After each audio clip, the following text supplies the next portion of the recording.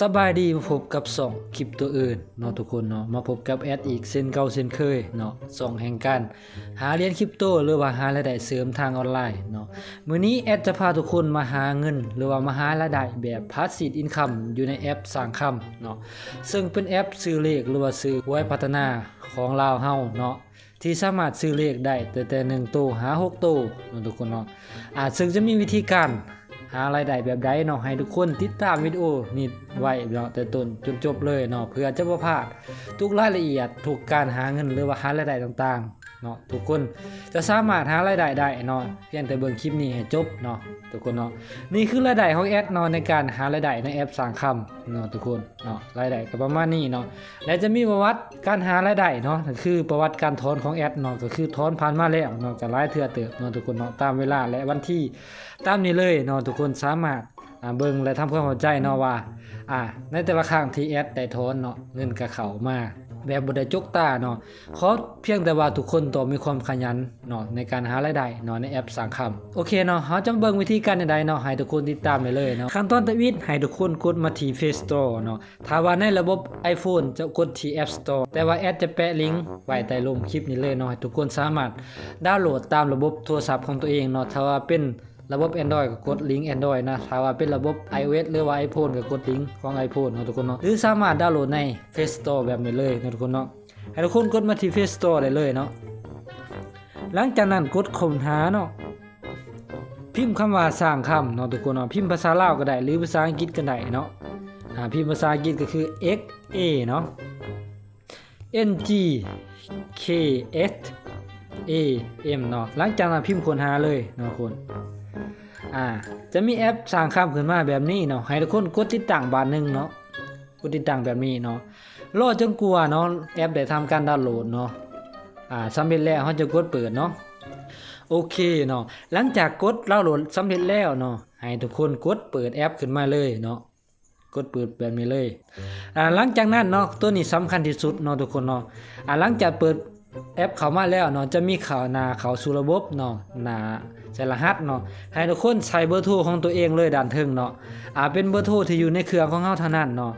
ในการใส่เบอร์เนาะทุกคนห้ามใส่020เนาะแต่ว่าต้องใส่20เนาะและตามด้วยเบอร์ของตัวเองเนาะเอากดใส่เบอร์ของตัวเองเลยหลังจากนั้นเนาะป้อนรหัสแนะนำตัวนี้สำคัญที่สุดเนาะทุกคนเนาะเวลาที่ทุกคนใส่รหัสแนะนำแอดเนาะทุกคนจะได้รับเงินฟรีในการซื้อเลขก็คือ30,000กีบเนาะทุกคนเนาะ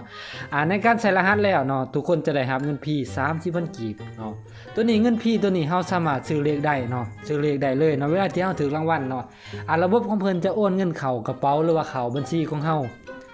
แบบอัตโนมัติเลยเนาะทุกคนต้องใส่รหัสตามแอดเลยเนาะโอเคเฮาใส่ตามนี้เลยเนาะคือ8423เนาะทุกคนอย่าลืมเด็ดขาดเนาะตัวนี้เนาะ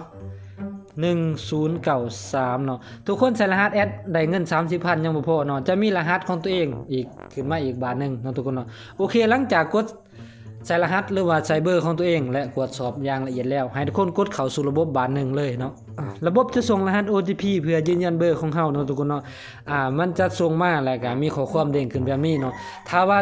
เพื่อนคนใดเนาะขอความบ่เด้งขึ้นเนาะให้ทุกคนกดในขอความเลยเนาะเพราะว่าระบบเพิ่นจะส่งไปเนาะโอเคเฮาจะเอารหัส4ตัวเลขมาใส่เลยเนาะบ่ให้ใกล้3นาทีเนาะทุกคนเนาะสำหรับรหัส OTP ในแอปสร้างคำเนาะโอเคเนาะเมื่อเข้าแอปมาได้แล้วเนาะเพื่อนๆคนใดที่เป็นสมาชิกใหม่เนาะทุกคนจะได้เงินพีคือ30,000เนาะหรือว่าคะแนนสะสม30,000เนาะในคะแนนสะสมนี้ทุกคนสามารถเอามาซื้อเลขได้เลยเนาะทุกคนต้องซื้อเลขก่อนแล้วเฮ็ดตามแอดได้เลยเนาะเพราะว่าทุกคนจะหารายได้ต้องรู้จักวิธีการซื้อเลขในแอปนี้ก่อนเนาะคนใดที่มักซื้อเลขก็โอเคไปเนาะทุกคนเนาะอาจจะมีประสบการณ์ในการซื้อเลขก็โอเคไปเนาะโอเคให้ทุกคนกดมาที่ซื้อหวยบาทนึงเนาะในทีนี้เนาะให้ทุกคนกดซื้อเลขให้ได้30,000เนาะ30,000เนาะแอดจะเฮ็ดวิธีตัวอย่างให้ทุกคนเบิ่งเนาะในการซื้อเลขให้ได้30,000เนาะเพราะว่าเฮาได้เงินฟรีมา30,000เนาะเพราะว่าตอนที่เฮากดชำระเงินด้วยคะแนนเฮาจะเสียเงิน 1,000 กีบเนาะ 1,000 กีบเพื่อเป็นการจดจำบัญชีเนาะเพื่อหยังเพื่อเวลาที่เฮาถูกเลขเนาะระบบของเพิ่นจะโอนเงินเข้ามาในบัญชีของเฮาอย่างถูกต้องนะทุกคนเนาะเฮาจะบอกเลขหยังก็ได้เนาะตัวอย่างซื้อเลข10เนาะในซื้อเลข10เนาะเฮาจะใส่ฮู้ละเท่าใดเนาะทุกคนเนาะฮู้ละ10เนาะหลังจากนั้นเฮากดเต็มน้ำเนาะ เฮาจะได้เบิดทุกโตเนาะเต็มหน้าแบบนี้เนาะทุกคนเนาะคือตอนนี้เนาะเฮากดเลขได้ 30,000 แล้วให้ทุกคนกดชำระเงินเนาะกดชำระเงินแบบนี้เนาะเนาะหลังจากนั้นเนาะถ้าว่าทุกคนอยากชำระด้วยบัญชีก็กดใส่บัญชีเลยเนาะแต่ว่าสมาชิกใหม่เนาะที่เฮาได้สมัครและใส่รหัสแนะนำแอดนั้นเนาะให้ทุกคนกดมาที่ชำระโดยคะแนนก็คือ 30,000 กีบเนาะนี่คือตัวอย่างให้ทุกคนเบิ่งเนาะทุกคนเนาะแต่ว่าตอนนี้คะแนนของแอดได้ทำการสมัครไปที่มาแล้วเนาะแต่ว่าของคนใหม่เนาะของสมาชิกใหม่จะมี 30,000 อยู่นี่ให้ทุกคนกดหม่องนี้30นี่เนาะ30,000 คะแนนเนาะและเลือกธนาคารที่ตัวเองมีอยู่เนาะอาจจะเสียเงิน1,000 กีบเนาะทุกคนเนาะแต่ว่าตอนนี้คะแนนแอดบ่มีเนาะให้ทุกคนกดไปแล้วก็จะเสียเงิน1,000 กีบเนาะเพื่อจดจำบัญชีเนาะแต่สิ่งสำคัญที่สุดเนาะต้องกดให้ได้ 30,000 จึงชำระบัดเดียวทุกคนเนาะหลังจากซื้อเลขแล้วให้ทุกคนกดออกมาน่ารักเลยเนาะขั้นตอนต่อไปที่เฮาจะเฮ็ดในแอปสร้างคำก็คือให้ทุกคนกดมาที่ทางเทิงนี่เลยเนาะทุกคนเนาะมองลูกศรน้อยๆเนาะให้ทุกคนกดมาที่เพิ่มบัญชีเนาะเพราะว่าบัญชีตัวนี้เนาะเป็นบัญชีที่เฮาจะหาเงินจากเฮาจะหารายได้เนาะทุกคนเนาะตัวนี้บ่เกี่ยวกับเงินที่เฮาซื้อเลขเนาะแต่เป็นเงินที่เฮาหารายได้เนาะทุกคนเนาะเฮาต้องกดเพิ่มบัญชีเนาะให้ทุกคนกดบัญชีเลยเพิ่มบัญชีเลยเลือกธนาคารที่เฮามีเนาะก็คือการค้าเนาะทุกคนเนาะหลังจากนั้นเนาะให้ทุกคนเอาชื่อบัญชีของตัวเองใส่อยู่หม่องนี้เนาะและเอาเลขบัญชีของตัวเองใส่อยู่หม่องนี้เนาะหลังจากนั้นกดยอมรับเนาะทุกครั้งที่ทุกคนใส่บัญชีเนาะให้ทุกคนกวนละเอียดบัญชีเนาะบ่ว่าจะเป็นชื่อบัญชีหรือว่าเลขบัญชีให้กวนละเอียดที่สุดเนาะเพราะว่าขั้นตอนตัวนี้เป็นสิ่งสำคัญเนาะหลังจากนั้นให้ทุกคนกดบันทึกเนาะหลังจากใส่หยังทุกอย่างแล้วเนาะขั้นตอนต่อไปเนาะทุกคนเนาะให้ทุกคนกดมาที่แนะนำหมู่เนาะในทีนี้เนาะนี่คือการสร้างรายได้เนาะทุกคนเนาะให้ทุกคนเอารหัสอ้างอิงอยู่มองเทิงด้านนี้ของตัวเองเนาะไปแนะนำหมู่โหลดแอปนี่ต่อเนาะทุกคนเนาะทุกครั้งที่คนอื่นใส่รหัสของตนเองเนาะเขาจะได้เงินพี่ซื้อเลขคือ 30,000 กีบเนาะทุกคนเนาะใน 30,000 กีบเนาะเขาจะได้ค่ารหัสแนะนำคือ 6% เนาะทุกคนเนาะ 6% มองนี่เนาะเวลาที่เพื่อนๆคนไหนแนะนำหลายคนเนาะให้เขาใส่ก่อนสมัครเนาะทุกคนเนาะให้เขาใส่ก่อนสมัครก็คือรหัสของเฮาเนาะให้เขาใส่ก่อนสมัครเนาะก่อนสมัครที่เฮาจะเข้าแอปเนาะเฮาจะได้เปอร์เซ็นต์จากเพื่อนคนหนึ่งเนาะเพื่อนชั้นที่1ก็คือ 6% เนาะทุกคนเนาะเวลาที่เขาซื้อเลขจากจำนวนเงินที่เขาซื้อเลขสมมุติว่าเนาะเพื่อนคนนี้เนาะเพื่อนคนที่1เนาะมักซื้อเลขมักเล่นเลขเนาะทุกคนเนาะในงวดนี้เขาซื้อเลขเงินพี่เนาะเงินพี่คือ 30,000 เนาะเฮาจะได้1,800 เนาะสำหรับ 6% เนาะทุกคนเนาะแต่ว่าเพื่อนคนนี้เนาะเขามักเลขเนาะทุกคนเนาะเขาอาจจะซื้องวดละแสน2แสนเนาะเฮาก็ได้เลยเนาะทุกคนเนาะเพราะว่าเพิ่นจะไล่ในจำนวนเงินที่ซื้อเนาะสมมุติว่าเฮาซื้อแสนนึงเนาะกำคูณให้ 6% เนาะในแสนนึง 6% เนาะเฮาจะได้ 6,000 กีบเนาะทุกคนเนาะต่อเพื่อนคนนึงเนาะถ้าว่าเฮาแนะนำหลายเนาะเฮาจะได้หลายและในทีนี้เนาะเพื่อนผู้นั้นเนาะไปแนะนำหมู่อีกโตเนาะเฮาก็จะได้อีกจากหมู่ของหมู่อีก 2% เนาะทุกคนเนาะก็ถือว่าเฮาได้2ชั้นเนาะทุกคนเนาะได้จากหมู่ของหมู่ 2% เนาะได้จากหมู่ก็คือ 6% ทุกคนเนาะนี่คือการสร้างรายได้ที่สำคัญที่สุดเนาะทุกคนเนาะทุกคนเนาะถ้าว่าหาได้หลายก็จะได้หลายแบบแอดเลยเนาะทุกคนเนาะตัวนี้เนาะสำคัญเนาะนี่คือประวัติเนาะทุกคนเนาะประวัติอยู่หม่องนี้เนาะประวัติในการถอนเงินของแอดเนาะผ่านมาก็ถือว่าได้รายได้แบบพาสซีฟอินคัมแบบโอเคดีอยู่เนาะทุกคนเนาะรายได้ดีอยู่เนาะขอแต่ว่าเฮาต้องขยันเนาะทุกคนเนาะขยันในการหาสมาชิกหาหมู่เนาะทุกคนเนาะในการหาก็บ่ยากเนาะทุกคนเนาะหาผ่านกลุ่มทุกคนเนาะก็มีหลายกลุ่มใน Facebook ของเฮาหรือว่า Facebook ส่วนตัวก็ได้ที่เฮาจะโพสต์ลงเนาะทุกคนเนาะนี่คือรายได้ที่เฮาถอนเนาะสำหรับการถอนรายได้เนาะทุกคนเนาะทุกคนสามารถถอนได้อาทิตย์ละ1ครั้งเนาะทุกคนเนาะทุกคนต้องเข้าใจเนาะอาทิตย์ละ1ครั้งก็คือในมื้อวันเสาร์เท่านั้นเนาะในการถอนมื้อวันเสาร์ก็ต้องถอนในเวลา 10:00 นหา 17:00 นบ่ให้ใกล้ในจำนวนเวลานี้เนาะก็คือ 4:00 นหา 5:00 นแรงเนาะทุกคนเนาะแต่ว่าเนาะเพื่อนๆคนใดถ้าว่าทิศนี้เนาะบ่อยากต้องการถอนเนาะกับสะสมไว้ทิศหน้าจึงถอนก็ได้หรือว่าเดือนนึงถอนก็ได้เนาะทุกคนเนาะบ่จำเป็นต้องว่าต้องถอนคู่มือเนาะทุกคนเนาะแต่สิ่งสำคัญที่สุดเนาะทุกคนต้องเพิ่มบัญชีไว้ก่อนเนาะตามที่แอดแนะนำให้เพิ่มหั่นเนาะในการถอนก็บ่ยากเนาะทุกคนเนาะขอแต่เพียงแต่มียอดเนาะ 1,000 กีบขึ้นไปก็ถอนได้แล้วเนาะเพียงแต่กดถอนปุ๊บเนาะมันจะเข้ามาที่ประวัติการถอนนี่เลยเนาะก็คือสถานะจะเป็นรอท่าเนาะทุกคนเนาะรอท่าเพิ่นจะโอนให้เนาะแต่ว่าต้องถอนในเวลา 10:00 นของมื้อวันเสาร์เนาะหา 17:00 นเท่านั้นเนาะทุกคนเนาะถ้าว่าบ่อยากถอนก็สะสมไว้ในที่หน้าเนาะสำหรับ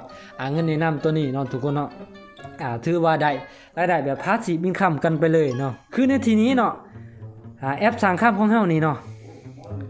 ในการสมัครเริ่มต้นสำหรับสมาชิกใหม่เนาะทุกคนเนาะเพียงแต่ใส่รหัสแนะนำเนาะเฮาจะได้เงินซื้อเลขก็คือ 30,000 กีบเนาะทุกคนเนาะทุกคนต้องพังเนาะ 30,000 กีบเนาะไผสิบ่อยากได้เงินพี่เนาะทุกคนเนาะก็มีจุดดีเลยเนาะคือ 30,000 กีบเนาะเวลาเฮาไปแนะนำหมู่เนาะเฮาจะได้เงินพี่ 30,000 กีบแล้วเนาะ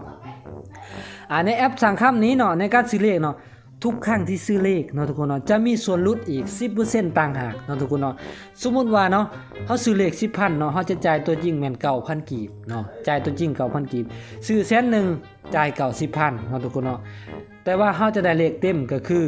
ได้100,000 เนาะทุกคนเนาะแต่ว่าเฮาจ่ายเงินตัวจริงออกจากบัญชีเฮาคือ 90,000 กีบยกเว้นแต่ว่าในเลขหันเต็มเนาะทุกคนเนาะสมมุติว่าเฮาซื้อเลขเลขหน้าเนาะเฮาซื้อเลขหน้าเนาะเต็มเนาะทุกคนเนาะเฮาจะจ่ายบ่ตรงกับจำนวนที่เฮาซื้อเนาะถ้าว่ามันเต็มเนาะสิ่งสำคัญเฮาต้องกวดเบิ่งบิลอยู่หม่องนี้เฮาซื้อเลขหม่องใดเนาะเฮาจะกวดเบิ่งบิลอยู่หม่องนี้เนาะทุกคนเนาะมีหนึ่งเนาะก็คือสมัครแล้วเนาะได้เงินฟรีก็คือ 30,000 กีบเนาะที่2ก็คือมีส่วนลด 10% เนาะที่3เนาะทุกคนเนาะมหาสัจจรรย์เลขสัตว์เนาะตามนี้เลยนี่เนาะทุกคนจะมีมหาสัจจรรย์เลขสัตว์ในแต่ละงวดเพิ่นจะมีการอัปเดตในแต่ละงวดก่อนเลขออกเนาะทุกคนเนาะในแต่ละงวดของวันที่คือสมมุติว่าเนาะวันที่2เนาะทุกคนเนาะแม่งกระเบื่อนี่คูณ20เนาะหมูนี่คูณ30เนาะกุ้งคูณ15ม้าคูณ15เนาะของงวดที่2เนาะทุกคนเนาะ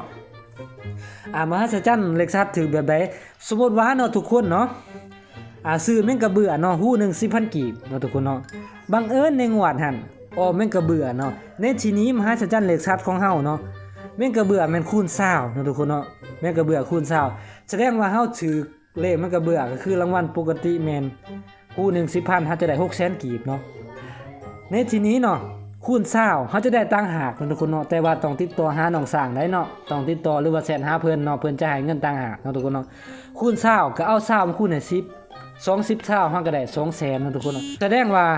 เฮาก็ได้เงินเพิ่มมาอีก 200,000 เนาะสมมุติว่าเฮาซื้อเลขกุ้งเนาะบังเอิญเนาะเลขออกกุ้งเนาะในที่นี้คูณ15เฮาก็เอาจำนวนคูณมาคูณให้จำนวนเงินที่เฮาซื้อว่าเฮาถึงตัวใดแต่ในกงข้ามเนาะทุกคนเนาะถ้าว่าเฮาซื้อเลขที่บ่มีในมหัศจรรย์เลขสัตว์เนาะเฮาจะได้รางวัลปกติเนาะแต่จะบ่ได้คูณเนาะตัวนี้คือข้อดีของแอปคือข้อ3เนาะทุกคนเนาะข้อ3ของข้อดีของแอปเนาะส่วนข้อ4เนาะทุกคนเนาะจะมีวงล้อลุ้นโชคแบบนี้เนาะในวงล้อลุ้นโชคตัวนี้เนาะทุกคนเนาะทุกๆครั้งที่เฮาซื้อเลขหรือว่าชำระเลขด้วยเงินแท้เนาะทุกคนเนาะให้ทุกคนเข้าใจด้วยเงินแท้เนาะเกิน 30,000 กีบในงวดนี้จะมีสิทธิ์หมุนวงล้อตัวนี้เนาะในงวดต่อไปเนาะทุกคนเนาะซื้องวดนี้ 30,000 กีบขึ้นไปจะมีสิทธิ์หมุนวงล้อในงวดต่อไปเนาะทุกคนสมมุติว่าเฮาซื้องวดนี้เนาะเฮาจึงมีสิทธิ์ในงวดหน้าเนาะทุกคนเนาะและมีสิทธิ์ลุ้นก็คือ 5,000 กีบหรือว่า 5,000 พอยต์5ล้านพอยต์เนาะทุกคนเนาะข้อดีของแอปข้อหาก็มีคูปองกินพี่เนาะทุกคนเนาะในคูปองกินพี่นี้เนาะต้องมีแข้งเนาะต้องอยู่ในแข้งที่เพิ่นกำหนดมาก็คือตามนี้เลยเนาะทุกคนเนาะเฮาต้องอยู่ในแข้งที่เพิ่นกำหนดมาให้เนาะแต่ว่าในคูปองตัวนี้เนาะเฮาต้องมีเงินซื้อเลขก็คือ50,000ขึ้นไปเนาะในงวดนั้นจะมีคูปองกินพี่1คูปองเนาะในคูปองกินพี่นี้เนาะเฮาจะเลือกแข้งเนาะสมมุติว่าเฮาอยู่แข้งสวรรณเขตเนาะเฮาก็เลือกสวรรณเขตเลยเนาะทุกคนเนาะจะมีหารตามนี้เลยเนาะมีหารตามนี้เลยเนาะในเวลาที่เฮาจะไปกินในคูปองเนาะเฮาจะเห็นป้ายเพิ่นโฆษณาขึ้นในหารนั้นเนาะว่าในว่ามีคูปองกินพี่เนาะเฮาสามารถกินพี่ได้ตามนั้นเลยเนาะก็คือแอปนี่มีจุดดีก็คือหาเนาะทุกคนเนาะ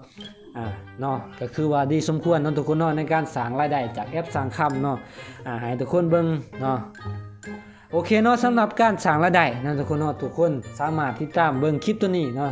มาฮอดนี้เนาะทุกคนคงเข้าใจเนาะถ้าว่าบ่เข้าใจก็สามารถคอมเมนต์ใต้คลิปนี้ได้เนาะคนแลกเปลี่ยนบทเรียนนำกันเนาะโอเคเนาะก่อนจากกันไปขอคน1ไลค์1แชร์หรือว่า1 Subscribe เพื่อเป็นกำลังใจเนาะและอย่าลืมกดกระดิ่งเนาะเพื่อเป็นการแจ้งเตือนทุกคนจะบ่พลาดคลิปใหม่ๆเนาะที่จะลงในช่องของเฮาเนาะขอบใจ